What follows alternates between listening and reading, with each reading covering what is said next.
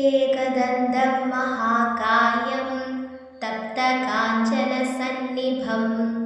लम्बोदरं विशालाक्षं वन्देऽहं गणनायकं मौञ्जीकृष्णाजिनधरं नागयज्ञोपवीतिनं बालेन्दुविलसन्मौलिं वन्देऽहं गणनायकम् अम्बिकाहृदयानन्दं मातृभिः परिपालितं भक्तप्रियं मदोन्मत्तं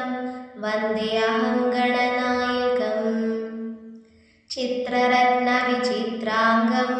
चित्रमालाविभूषितं चित्ररूपधरं देवं वन्देऽहं गणनायकम् गजवक्त्रं सुरश्रेष्ठं कर्णचामरभूषितं पाशाङ्कुशधरं देवं वन्देऽहं गणनायकम् मूषिकोत्तममारुह्य देवासुरमहाहवे योद्धुकामं महावीर्यं वन्देऽहं गणनायकम् यक्षकिन्नरगन्धर्वसिद्धविद्याधरैः सदा स्तूयमानं महात्मानं वन्देऽहं गणनायकम् सर्वविघ्नहरं देवं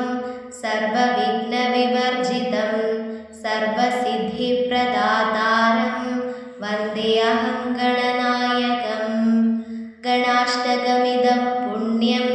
भक्तितोयप